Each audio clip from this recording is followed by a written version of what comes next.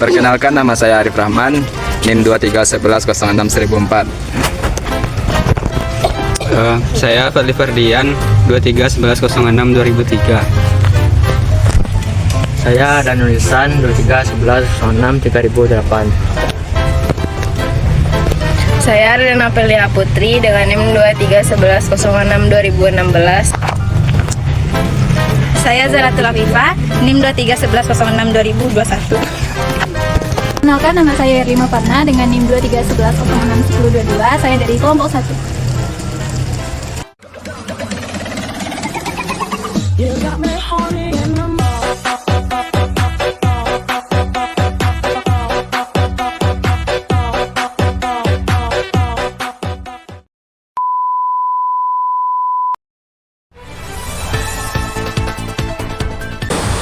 Baiklah teman-teman, jadi kami berada di salah satu wilayah bencana banjir bandang, yaitu di Sawah Suri, Selayo.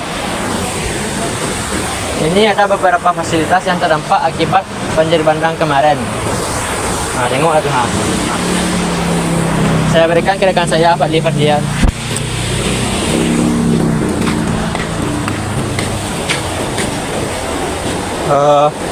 Bisa dilihat juga ya di sini ada jembatan yang putus dan beberapa rumah warga juga terdampak dan juga banyaknya kerusakan lainnya seperti dilihat yang di situ. Ya, kasihan ya. Nah.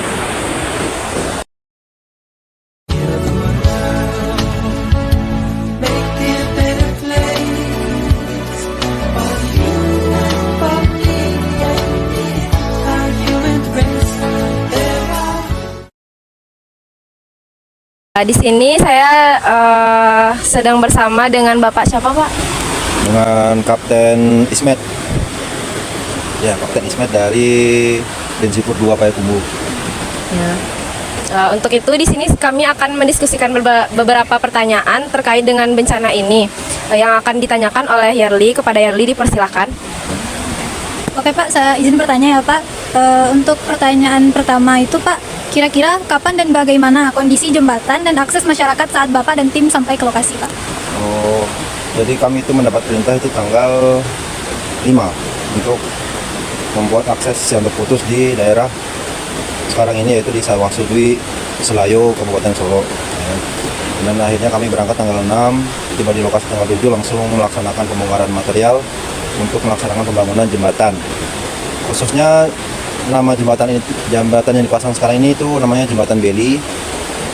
Itu bersifat sementara dan darurat dan bisa diinstalasi secara dengan waktu yang singkat dan cepat. Untuk respon masyarakat sendiri ketika kami datang itu ya seperti ada harapan baru muncul. Mereka senang dengan kehadiran TNI di sekitarnya karena merupakan respon yang cepat dari Bapak Presiden maupun Bapak Kepala Staf Angkatan Darat. Sendiri ya kita ditargetkan itu paling lama 6 hari pengerjaan harus sudah selesai. Jadi dimulai tanggal 6, tanggal 12 itu harus sudah clear, harus sudah bisa diakses dan dipakai oleh masyarakat sekitar. Kalau untuk jumlah anggota TNI yang terlibat itu kira-kira berapa orang Pak? Dan untuk tugas masing-masing anggota itu apakah sama atau berbeda? Nah, untuk jumlah total yang melaksanakan instalasi jembatan total ada 72 orang. 12 orang dari Densipur Payakumbuh, 50 orang dari Batalion Teritorial Pembangunan 896. Nah, khususnya untuk 12 orang dari Densipur ini karena mereka yang memiliki spesialisasi jembatan, jadi dominan mereka yang menjadi teknisi jembatan. Nah, untuk pekerjaannya juga itu berbeda-beda sesuai dengan spek yang mereka miliki. Ada yang tukang batu, ada yang tukang las, ada yang tukang tukang konstruksi baja lainnya, sampai ada yang instalasi jembatan itu sendiri. Mereka punya aspeknya masing-masing. Kalau untuk tantangan yang Bapak hadapi dengan tim selama melakukan pengawasan di sini apa aja? Nah, untuk challenge sendiri tantangannya itu yang pertama medan yang sempit. Jadi seperti yang kita lihat di sana kan, yang pertama kita masuk titik dekat itu kita sudah dihempit dengan rumah warga ya kan. Sedangkan lebar jembatan sendiri itu cukup lebar. Sehingga kami kemarin itu lumayan berpikir gimana caranya tidak menghancurkan rumah ataupun merusak bangunan yang lain. Itu merupakan challenge yang pertama. Yang kedua, begitu sampai dengan tepi jauh, seperti yang kita lihat itu kan, begitu landasan itu langsung rumah warga ya kan. Nah, harusnya yang kita perkirakan itu begitu landasan itu jalan, ya kan, selayaknya akses umum lah. Cuma ya mungkin karena tata rumah di sini seperti itu, kita juga tidak bisa mengelak, sehingga bagaimana caranya kita harus berimprovisasi untuk membuat akses yang dapat dilalui warga. Kalau untuk pesan Bapak, pesan apa yang ingin Bapak sampaikan kepada masyarakat terkait pemanfaatan dan pemeliharaan jembatan akibat ini? Untuk pesan kami selaku TNI ya, sebenarnya bukan pesan sih, kita lebih ke harapan kami semoga seluruh masyarakat Sawah-Subi, Selayo, khususnya warga yang berada di sekitar jembatan Bawah Kubang ini merasa senang dan terbantu dengan adanya kehadiran TNI di sekitar mereka, dengan adanya perbantuan akses jembatan Beli dari TNI Angkatan Darat. Mungkin untuk pertanyaan dari kami cukup sekian Bapak. Terima kasih ya Pak. Ya, sama-sama. Baiklah, mungkin sekiranya itu yang dapat kami sampaikan. Hari ini ada yang kemarin tadi PPR Kabupaten Solo. Ya, nama saya Ibu Evia Vivi Fortuna adik STMM Marinas PPR Kabupaten Solo, dan dulu adalah alumni dari Teknik Sipil Universitas Andalas tahun 1996. Oke, jadi kali ini kita akan bertanya seputar tentang infrastruktur yang dimiliki oleh PPR terkait bencana alam di Kabupaten Solo. Mungkin boleh langsung saja ke untuk pertanyaan pertama, Ibu, bagaimana kondisi ini jaringan jalan atau bangunan-bangunan tambah setelah banjir di Solo? Ada berapa banyak titik kritis atau jalan yang tertutup?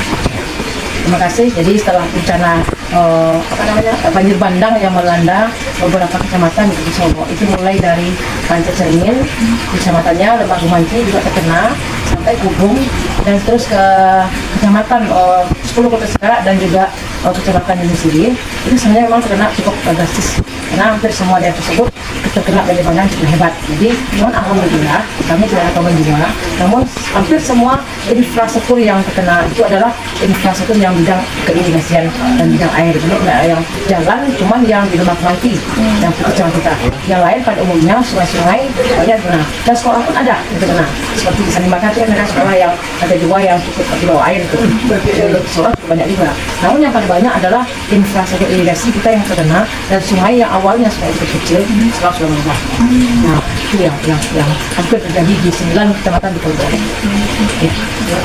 Kalau untuk keputusan PPR saat ini dalam pembentukan ini, apakah keputusan membuka akses darurat atau membuka tempat permanen? Ya, tentunya membuka akses darurat. Contohnya dulu ketika terjadi banjir bandang itu akses ke kecamatan Yunusiri itu Nanagali itu tertutup total. Kita kan di Sandimakan tuh jalan kita memang putus amblas gitu, jalan kita.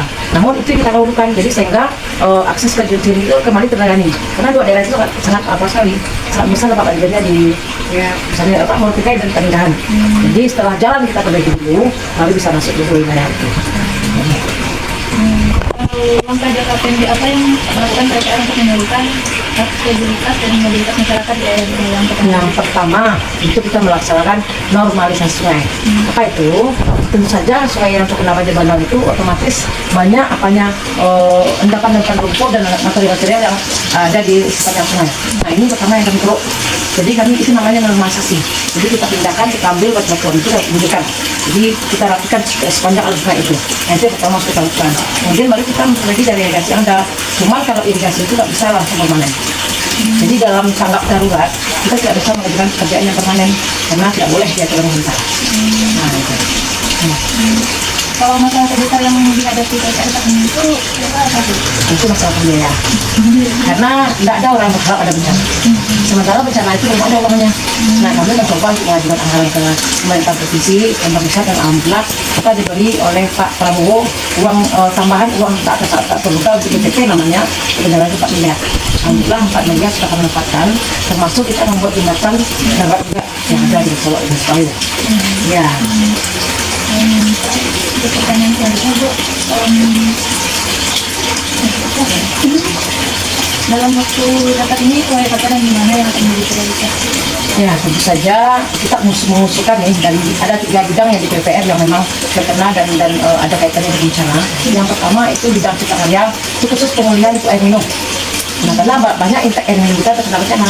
Jadi program ini sekarang sudah kita bantu dengan memberikan nomor pipa dan memberikan tekmon untuk mengisi air bersih masyarakat. Nah, itu kita bersih. Untuk Bina Marga, untuk jalan yang amblas, kita sementara mengusulkan jembatan Beli. Nah, Beli sudah ada di 2 lokasi dan sekarang sedang ada pengerjaannya di Selayung dan satu lagi di Pandahan, di Beli, yang diberikan oleh Kodam ya, Kodam Korem ya. Nah, kemudian untuk yang paling banyak terkena itu irigasi sama sungai. Jadi irigasi itu masih banyak, malah di daerah di Ciri itu ada 5 daerah irigasi besar yang memang tidak ada sama sekali, habis amblas semua. Jadi sekarang kami hanya bisa menormalisasikan sungai yang ada untuk mengalirkan air itu secara normal lagi. Mungkin lebih bermanfaat kepada yang sekarang yang di bencana itu lebih mendingan gitu. Jadi pipa itu kita ganti dengan saluran. Kita punya saluran itu bisa dibantu untuk menormalisasi sungainya. Normalisasi. Jadi solusi dari bencana pertamanya itu normalisasi. Ya. Nah, kemudian perkuatan tebing sungai. Jadi kalau di PUPR programnya kalau itu sungai itu MTP namanya, normalisasi dan perkuatan tebing. Jadi kalau normalisasi ngeruk supaya air sungai itu bisa di dalam, kan terjadi pendangkalan dengan dalamnya air bah ini. Nah, kemudian pinggiran itu kita perkuatan tebing, tebing sungai. Dalam meronjong, karena yang secara PTT itu meronjong 1, sama kemarin ada dampek bantuan dari Semen Padang. Dampek itu karung isinya 1 ton. Nah, bisa material itu kita masuk karung, bisa untuk pagar sungai. Nanti kami kalau sudah ada banyak kami lakukan nanti. Ya. Kalau untuk pesan ibu untuk masyarakat dan tidak terlibat dan kondisi sekarang ini bagaimana? Ya, mungkin sementara waktu masyarakat mungkin tidak bermukim di sekitar aliran sungai, karena kita masih tidak bisa mencari sampai Januari ini masih musim hujan. Jadi kalau bisa masyarakat Toro larilah dari sungai, karena memang aturan itu. Jadi aturan daripada tata ruang itu 50 meter dari sungai tidak boleh ada pemukiman artinya. Nah, ini kan pelajaran supaya masyarakat kita lebih tertib dengan aturan tata ruang kita. Jadi tuh, nah banyak melanggar karena mereka maksudnya kalau saya. Nah, cuman dalam pelaksanaannya kan aturan ini kan sekarang nampak nyata kan, bahwasanya membangun rumah sekian dari proyek itu ada berbawaan. Itu sebenarnya yang baru. Ya. Mungkin kepesanannya cukup. Terima kasih. Apakah Ibu sudah pernah mendapatkan, dan warga sekitar sudah mendapatkan sosialisasi tentang penanggulangan bencana ini, Pak? Mungkin belum ada yang saya tahu, belum pernah sekali, Bu. belum ada banyak. Rencananya aja belum ada juga, Pak. Nah, terus bagaimana aktivitas warga sebelum mendapatkan akses jembatan yang diperbaiki, Bu? Sebelum mendapatkan akses jembatan dari TNI ini, kami ada yang jalannya dari sini ngeliling muter jauh, paling 3 kilo atau 4 kilo. Terus ada ide warga yang seberang, kita buat jembatan darurat, dibikinlah coran sedikit buat jalan aksesnya anak-anak sekolah, anak-anak ibu-ibu yang bekerja segala macam, karena akses putus kalau motor jauh. Jadi hanya swadaya masyarakat di situ untuk membuat jembatan kecil coran. Itu kalau boleh tahu itu sumbangan ke masyarakat atau itu mereka saja. Setelah adanya mereka bekerja, hasil warga juga ikut lagi. Ya, itu guru dia. Ikut tenaga, cara morir, ya. menurut Ibu dengan penanganan jembatan sekarang ini apa masih kurang dari orang PU atau pemerintah? Begini, ini jembatan ini untuk sementara darurat ya. Cuman ini bantuan dari TNI, jembatan ini nanti pas dibuka kalau udah ada bantuan dari pemerintah. Baru dibangun jembatan permanen. Ini jembatan bisa dibuka kalau sudah ada bantuan, tapi kalau belum ada bantuan dari pemerintah masih tetap pakai jembatan ini. Berarti jembatan Deli atau jembatan sementara ini Ya, waktu pembongkarannya belum tentu lagi, Pak? belum tentu. Masih Kalau ada nanti bantuan. menunggu pengeluaran dari pemerintah.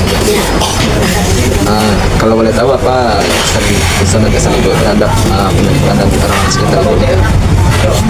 Kalau pesan-pesan untuk pesan ya, kalau untuk pesan alangkah lebih baiknya pemerintah sempat tanggap dalam pengerjaan jembatan jembatan beton itu, karena akses banyak, karena ada satu negara lagi di situ.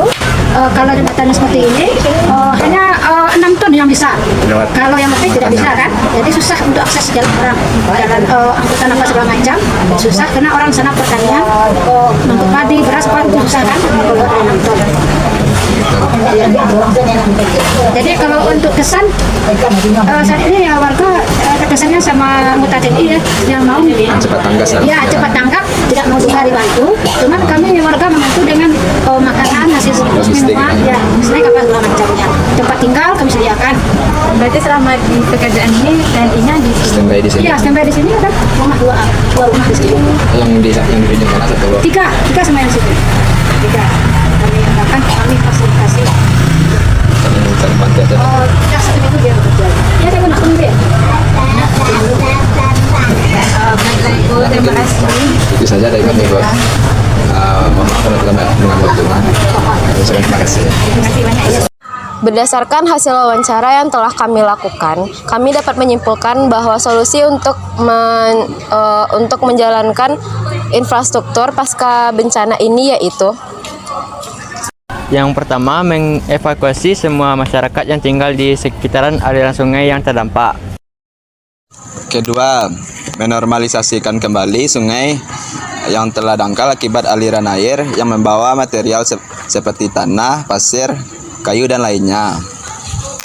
Yang ketiga yaitu memasang bronjong di pinggir sungai untuk mencegah atau mengurangi pengikisan tanah akibat aliran air sungai.